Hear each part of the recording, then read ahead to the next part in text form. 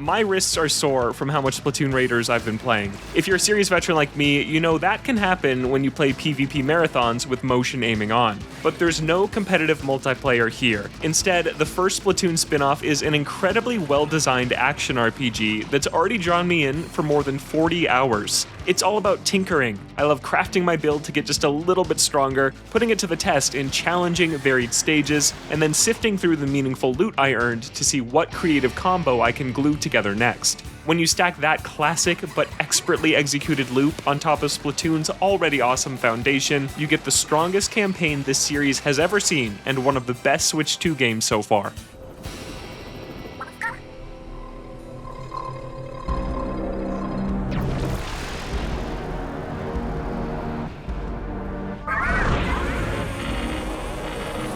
You play as the Mechanic, a blank slate Inkling or Octoling with a knack for crafting.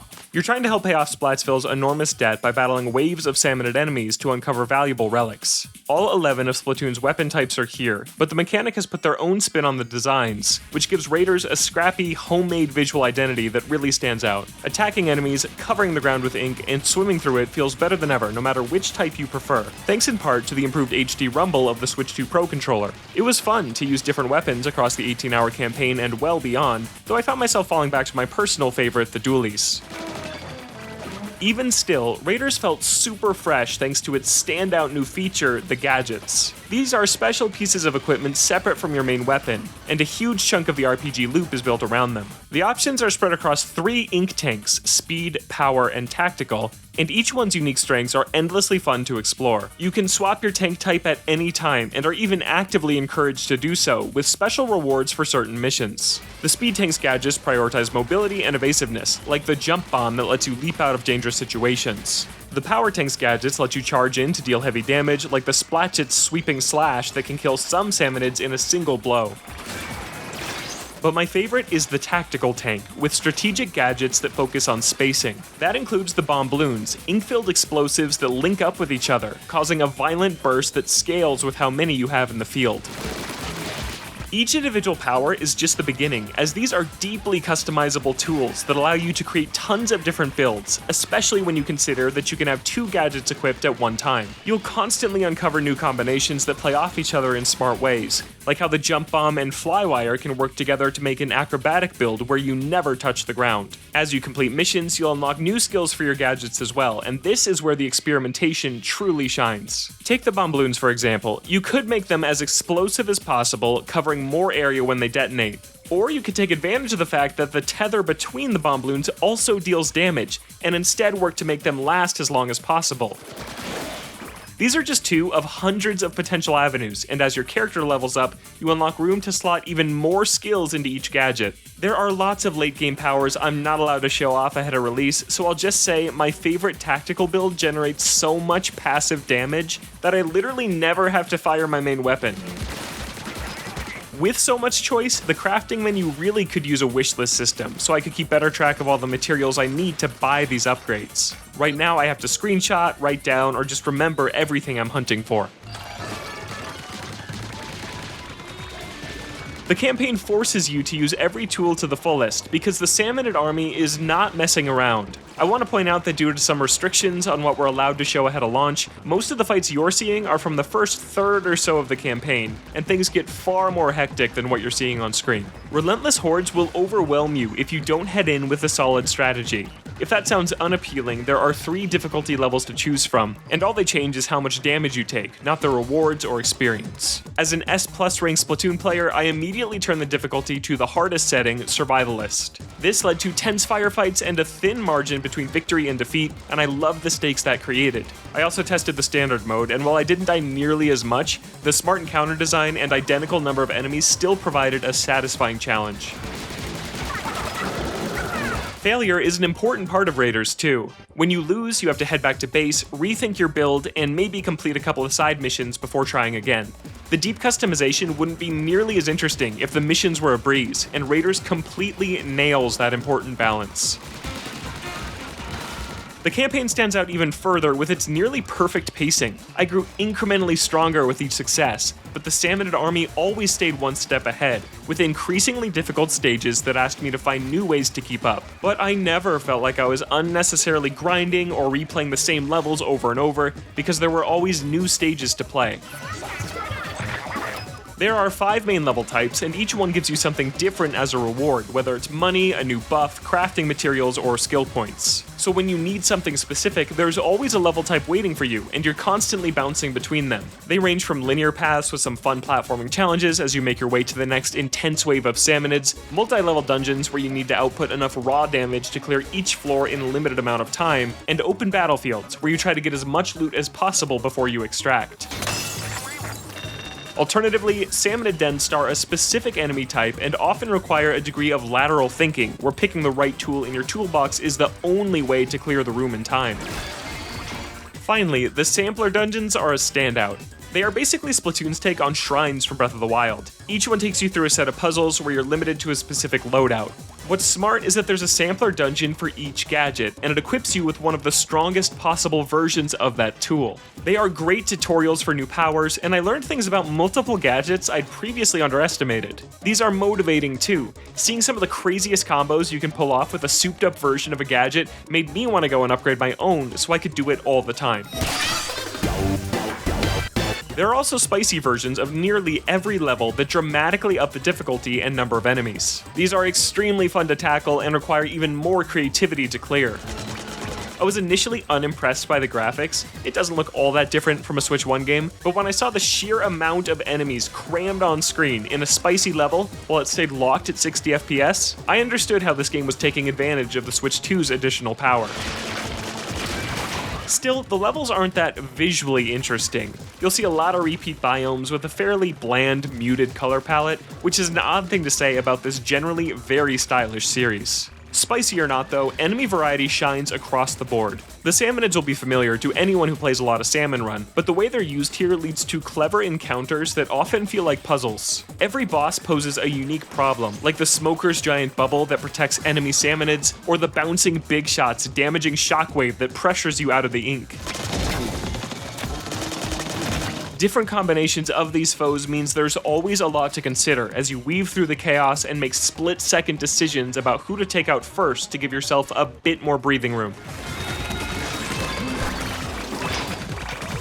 Raiders is playable entirely in online co-op, and I'm so impressed with how it gets pretty much every decision right. Multiplayer supports up to 4 Raiders, and while the host has to pick the levels, everyone earns their own separate loot and gets credit for completing that stage. The smartest thing it does is level scaling, based on the individual player. If I'm level 30 playing in my friend's level 8 mission, enemies appear as level 30 on my screen and level 8 on theirs. I also earn rewards appropriate for my level. That meant I both had to put up a real fight, and I wouldn't ruin my friend's game just by steamrolling everything with endgame gear. And because difficulty settings only impact the amount of damage you take, I can play on Survivalist while my friend plays on an easier difficulty with no issue. If you're a solo player and need help, you can call for assistance from other players around the world, who will earn bonus rewards for helping someone in need. There's even an arcade game to play back at your base while you wait for everyone to finish their prep, which is a nice throwback to Splatoon 1's Squid Jump on the Wii U gamepad. It really feels like they thought of everything. That said, I do think Raiders is actually slightly better as a single-player game, only because its clever level designs can be trivialized when you throw more firepower into the mix, which turns it into a bit more of a generic multiplayer shooter. Don't get me wrong, it's still totally fun to blast through levels with your friends, it's just a very different vibe to the puzzle-like nature of going it alone. I might recommend you play the campaign on your own first, and then group up with others when you go back for the endgame. Speaking of which, the endgame opens up even more difficult challenges to tackle and more powerful customization to gear you up for it. It's totally reasonable to feel satisfied and walk away after the awesome campaign, but if you're like me and play Monster Hunter or similar games for hundreds of hours and love the grind, there's plenty of really cool stuff to do. I initially thought the balance wasn't quite as finely tuned in the endgame. It seemed much easier to craft a pretty broken build fairly fast, but Raiders eventually rebutted with tests that sent me right back to the workbench. This is unlikely to be a forever game for me, but I'm sure I'll get a couple dozen more hours out of it as I play with friends, help strangers, and continue to improve my loadouts. Splatoon Raiders is an amazing action RPG with an expertly executed loop. It has fantastic new powers, with crazy upgrades that are worth chasing, tough battles that force you to put care into your build in order to overcome them, and a huge variety of fun level types to jump between. The pacing, balance, and difficulty curve are very impressive. I always had to work to get better, but none of the campaign ever felt like grinding or needless padding. Raiders stays fresh by constantly introducing deeper ways to customize my abilities that spark new ideas for creative combinations. I reached the credits more than 20 hours ago, but thanks to an overpowered endgame worth coming back for, and the option to seamlessly play with friends online, I've got plenty of raiding left to do. This is the best Splatoon campaign yet and one of the top games on Switch 2. Reviews director Tom Marks here with Logan Plant to talk a little bit more about his Splatoon Raiders review. Logan, you are our host of NBC. You've done a bunch of Nintendo reviews for us over the last couple of years, but Splatoon is like your wheelhouse. Can you tell me a little bit? You mentioned your insane hour count in the review very briefly, but can you tell me how much have you played these games, and is it going to shock me?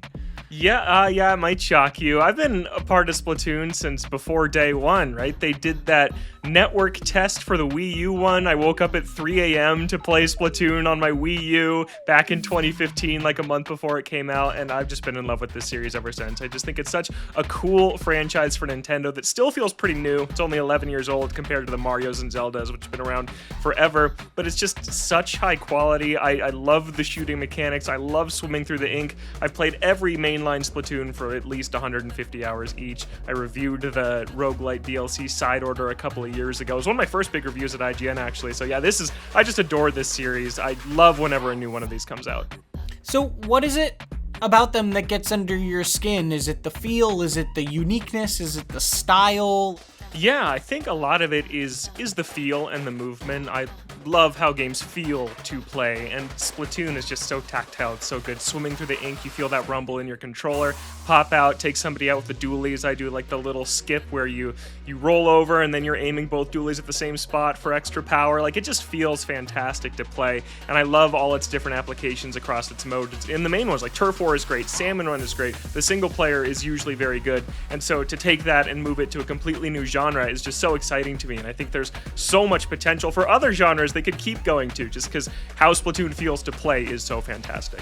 So you just mentioned single player. Let's touch on that a little bit more. What do you think makes a Splatoon campaign work compared to the multiplayer? Because the multiplayer has had iterations, but they, are largely fairly close. They iterate on a similar idea, whereas the campaigns experiment a little bit more.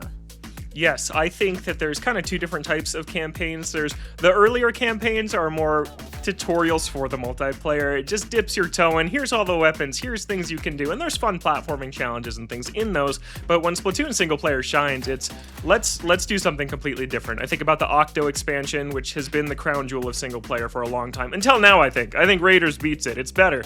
But Octo expansion has a ton of cool mini games and challenges that are very different than anything you do in the multiplayer. And then Side Order is a roguelite that just gives you crazy powers, unbelievable amount of stuff happening on screen. You're constantly upgrading your character, and then Raiders takes that and runs with it. It's detached from the requirements of a competitively balanced PvP game. So when it realizes that, and it's like, we can do whatever we want. This is a single player game. It doesn't have to be balanced. That is when it's at its best. Well, let's touch on that a little bit more, the single player versus multiplayer side of this, because I was pretty surprised to see in your review that you said that it's more fun single player than it is co-op, and they've called this a single player adventure, but it is a co-op shooter to some extent, and these games, I think often people assume it's gonna be more fun with friends, and that's not really the case here. And so does it really feel like this should be a single player game, and the co-op mode is sort of like a classic Nintendo co-op mode where it's like, yeah, you can play that way if you want, but you sort of shouldn't?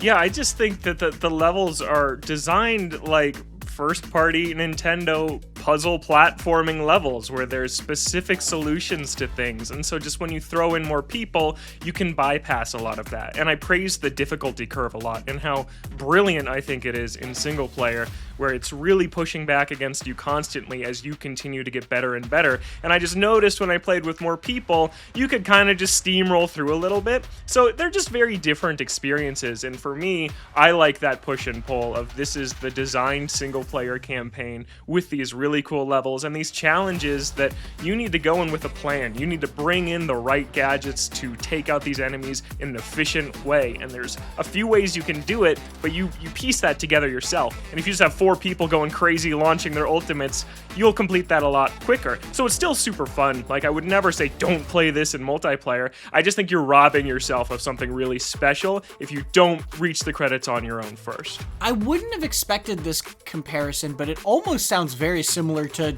just a 2D Mario, where when you're playing a 2D Mario, there's a lot of little intricacies and the jumps and the secrets and everything, and when you're playing with 4 people, it's chaos. I mean, it's fun, but it is not... it sounds similar to what you're saying, of it's not the same game necessarily, even if it's also a very fun one. Yeah, I'd say that's exactly it. Yeah, it's not that multiplayer is worse, it's just a different game. And for my tastes, like, the single player was where it was at, is going through, because I just love when Nintendo designs things in this way and gives you these challenges it presents to you without really explicitly telling you how to solve them. It's just really cool. And yeah, like you said, multiplayer is chaotic. It's crazy. You're just throwing everything at the wall, and that's still a blast. And I think I mentioned this too. Now that I'm done, I'm absolutely going to do this endgame grind with friends or strangers in multiplayer, because now that's what I want. I've seen all the challenges. Now I'm going to go back and just blast through with friends. All right, last question. Splatoon has, as we talked about earlier, gotten DLC over the years. It is one of the few sort of Nintendo games I feel like to consistently get little expansions and new ideas here and there. So what's your dream DLC for this? Would you just want more of it? Is there something that you feel like is missing that you would want to see? Or do you just want to see them experiment? I just think more gadgets is what I really want. And yeah, because if you just throw in 3 more gadgets, 1 for each tank type, that opens up a million new possibilities of different builds and things you could do. And then maybe add just harder end game challenges too. Just keep ramping it up and keep allowing me to get stronger and stronger. I don't think they need to do anything radically different, because I think what they have is a really good formula that I would just take more of. Cool. Well, that sounds great. Logan, thank you so much for chatting with us a little bit more about your history with the series and all that jazz. If you want a very, very different type of co-op game, check out the Mound Omen of Cthulhu. We have a review of that. A lot darker than Splatoon. It still has some tentacles. I guess that's a connection. And if you want a very different kind of craziness, check out our review of Dench Attack, another recent game to get a 9 that is just as wild and colorful as Splatoon is. And for everything else, stick with IGN.